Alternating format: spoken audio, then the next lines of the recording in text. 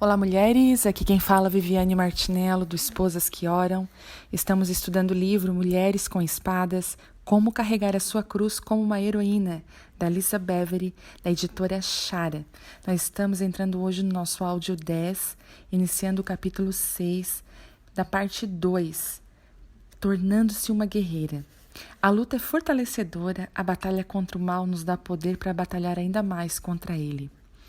Creio que Deus tem despertado suas filhas para serem mais do que soldados. Ele está nos chamando para sermos guerreiras. Portanto, neste capítulo, usarei alguns termos militares, mas entendam que não estou me referindo aos soldados norte-americanos quando comparo a natureza de um soldado à natureza de um guerreiro. Enquanto me debruçava sobre livros que falam sobre lutas com espada e esgrima, rapidamente entendi que existe uma enorme variedade de motivos para pegar em armas e se envolver na batalha. Existem terroristas furiosos que lutam de maneira cruel e clandestina por razões desesperadas e doentias. Existem também os mercenários que amam lutar a ponto de não precisarem de uma causa pessoal. Sua lealdade está a serviço de quem faz a maior oferta. No lado oposto estão os soldados que são empregados e servem sob o comando de um exército. Finalmente, existem aqueles que são guerreiros. Guerreiro é um estilo de vida, e muitas das batalhas que os guerreiros lutam são contra inimigos invisíveis. Todos os guerreiros precisam ser treinados no que os antigos samurais chamavam de o caminho do guerreiro, uma forma de encarar a vida que abraça a liberdade sem medo. Não consigo pensar em uma postura melhor para assumirmos. Se invertermos a ordem dessas palavras, teremos a síntese da postura de um cativo, medo sem liberdade. Infelizmente, o medo sem liberdade está se tornando a nova norma para muitos. Como filhas guerreiras, temos a oportunidade de perder a nossa vida e ganhar a vida de Deus. Isso significa que somos livres para escolher o caminho da liberdade sem medo, porque na cruz o nosso Senhor resolveu o problema da morte e da vida. Essa é uma posição única para o guerreiro. O samurai dava um nome às suas espadas porque ele acreditava que cada espada tinha um espírito ligado a ela e que esse espírito concedia-lhe poder. Essa prática resultou na adoração às espadas. Por outro lado, não precisamos de uma espada com um espírito porque temos a espada do Espírito. Direcionados pela palavra de Deus, usamos o nome de Jesus e adoramos com nossa vida quando erguemos sua palavra acima da nossa vontade. O terrorista é guiado pelo medo, o mercenário motivado pela ambição e até mesmo os soldados que são empregados pelo exército devem obedecer a comandos. Mas o guerreiro tem uma escolha, honrar o que é divino e nobre, sempre o ritual de passagem para um soldado tornar-se guerreiro. Amado, tenho certeza que você reconhece que nasceu em uma era de revolta, conflito e guerra. As batalhas se alastram em todas as frentes. E, infelizmente, esses ataques incluem desde a atrocidade íntima do abuso infantil e do abandono, onde deveria existir o refúgio e a segurança de um lar, até perigosas redes que traficam 27 milhões de pessoas para o sexo e trabalho. Além desses horrores secretos, vivemos também uma época na qual há ameaças declaradas. Permanecemos às margens enquanto nações desafiam umas às outras com a constante ameaça de uma guerra sem alvos definidos. Pelo fato de que esse ataque ocorre em várias frentes, envolve a muitos a ameaça a tantos outros. Não podemos limitar nossa luta meramente à batalha que diz respeito a nós diretamente. Nosso objetivo deve ser vencer cada batalha de tal modo que, por fim, vençamos gloriosamente a guerra. Essa abordagem exige estratégia, intuição, visão, sabedoria, paciência, persistência, tenacidade, uma voz unificada e um esforço harmonizado. Para ilustrar a questão, imagine um jogo de videogame. Como será seu desempenho se o seu objetivo é simplesmente vencer o nível atual? No meu entendimento, um jogador que pensa assim não irá jogar muito bem ou permanecer no jogo por muito tempo. Só para que você saiba, sou péssima nesse tipo de jogo, mas meus filhos são bastante habilidosos. E após observar um pouco, percebi que o objetivo não é simplesmente passar rapidamente de fase. Sempre existe algo para ser acumulado ou aprendido na fase atual e do qual você irá precisar mais tarde. Observe enquanto meus filhos executam as manobras e se arriscam para pegar certos artigos escondidos dentro dos limites do percurso em determinada fase. Cada um desses itens tem um valor único, mas normalmente eles não são necessários no momento imediato. Na maioria das vezes, eles são coletados por seu valor futuro. Saindo do exemplo do videogame e da volta aos níveis bem reais do nosso mundo, você nunca deve duvidar de que algo que passe a ser uma decisão, um gesto pequeno ou insignificante agora, pode muito bem abrir o caminho ou até capacitá-la para fazer algo no futuro. É por isso que fazer o bem às coisas pequenas é tão crucial. Não são simplesmente nossas ações que avançam conosco para o futuro. As lições que aprendemos em cada caminho vão conosco também. Entenda que o segredo que você escolhe manter, ou o seu ato de lealdade não visto na fase anterior, pode muito bem protegê-la em sua próxima fase. Guerreiros avançam na vida com presciência, eles entendem que existe uma oportunidade para aperfeiçoar a sua habilidade e sua força em cada desafio. Não é um campo de poucos hectares de terra, mas uma causa que estamos defendendo, e quer vençamos o inimigo em uma batalha ou pouco a pouco, as consequências serão as mesmas. Guerras nunca devem ser relacionadas a terras. Trata-se de princípios. Os revolucionários norte-americanos pegaram em armas para lutarem contra a injustiça que reina em seus dias. Foi uma guerra dispendiciosa e cruel, com muitos soldados morrendo em ambos os lados. Mas isso não é o tipo de guerra que estamos travando. Nossa guerra não se trata de injustiça. Ela está relacionada a Deus versus Satanás. Finalmente, você é a parte de uma luta antiga entre a luz e as trevas. O alvo do inimigo. Voltando ao estudo dos textos bíblicos, a primeira vez que encontramos a palavra guerreiro mencionada na Bíblia, ela está associada a adjetivos como heróico, grande e poderoso. Cush gerou também Nimrod, o primeiro homem poderoso na terra. Gênesis 10:8. A designação de prêmio na terra nos faz saber que guerreiros poderosos já existiam no céu, mas Nimrod foi o primeiro guerreiro humano revelado na terra. Nosso mundo e seus problemas são um reflexo decaído e sombrio da exaltação e da glória do céu. Portanto, não deve nos surpreender o fato de que os conflitos travados tempos atrás no céu se espalham e se manifestam na terra. Uma guerra semelhante a essa que ocorre nos céus é descrita no livro de Apocalipse. Houve então uma guerra nos céus. Miguel e seus anjos lutaram contra o dragão, e o dragão e seus anjos revidaram, mas estes não foram suficientes fortes, e assim perderam seu lugar no céu. Apocalipse 12:7. Essa passagem revela o nome de um dos guerreiros mais poderosos do céu, o arcanjo Miguel. Nessa guerra, o dragão e suas forças não apenas são derrotados, eles são desalojados. A batalha antiga se move para um solo diferente, e o dragão se levanta com ódio contra os filhos de Deus. Quando o dragão foi lançado à terra, começou a perseguir a mulher que dera luz ao menino. Foram dadas à mulher as 2 asas da grande águia para que ela pudesse voar para o lugar que lhe havia sido preparado no deserto, onde seria sustentada durante um tempo, tempos e meio tempo, fora do alcance da serpente. Então a serpente fez jorrar da sua boca água como um rio para alcançar a mulher e arrastá-la com a correnteza. Apocalipse 12:13. Existem tantos simbolismos proféticos aqui e eu não ousaria dizer que entendo todos eles. Essa passagem é composta por um significado tanto espiritual quanto literal, mas envolvida em todo esse mistério há uma verdade clara. Esse diabo dragão, serpente, é incansável em sua busca por destruir a mulher.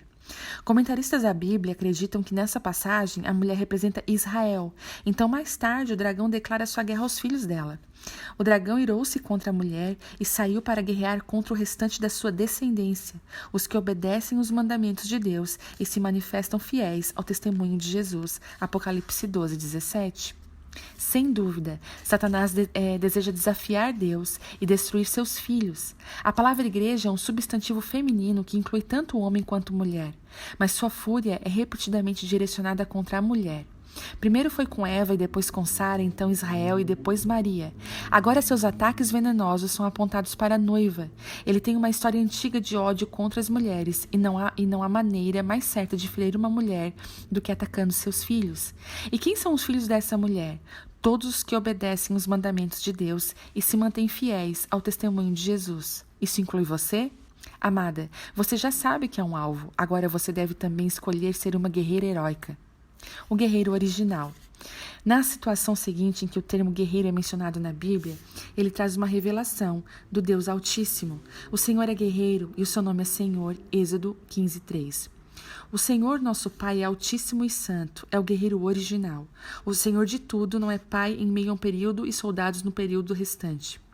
Nosso Deus Altíssimo é os dois, tanto pai quanto soldado, e mais ainda, Ele é o nosso poderoso Pai guerreiro, e nós somos suas filhas, osso do seu osso e carne da sua carne. Então é racional concluir que tecido dentro da nossa estrutura esteja o DNA de um guerreiro. Desejo que sejamos capazes de avançar com um passo decisivo e um senso verdadeiro de clareza. Você é ao mesmo tempo uma filha e uma guerreira. Existem nomes até mais poéticos para essa designação, como princesa guerreira ou guerreira princesa. Gosto de todos eles. Sinta-se livre para escolher um que combine melhor com você. E neste capítulo quero pintar um quadro que mostra como uma filha guerreira deve se parecer, comparando e contrastando os conceitos de guerreiro e soldado. O primeiro contraste é evidente e diz respeito à maneira como cada papel se inicia. Guerreiros são chamados, enquanto soldados são recrutados. Você pode ser um guerreiro sem nem ao menos se alistar. A necessidade do momento chama os guerreiros avante e atrai seu coração à guerra. Olhe ao seu redor, não existe uma causa. Os guerreiros não são recrutados para fazer parte de algo. Não é necessário, existe um despertar dentro deles que os une à causa. Enquanto muitos soldados são pagos, verdadeiros guerreiros são produzidos. Você não é uma civil que foi destacada ou recrutada para fazer parte de uma batalha passageira em uma terra distante.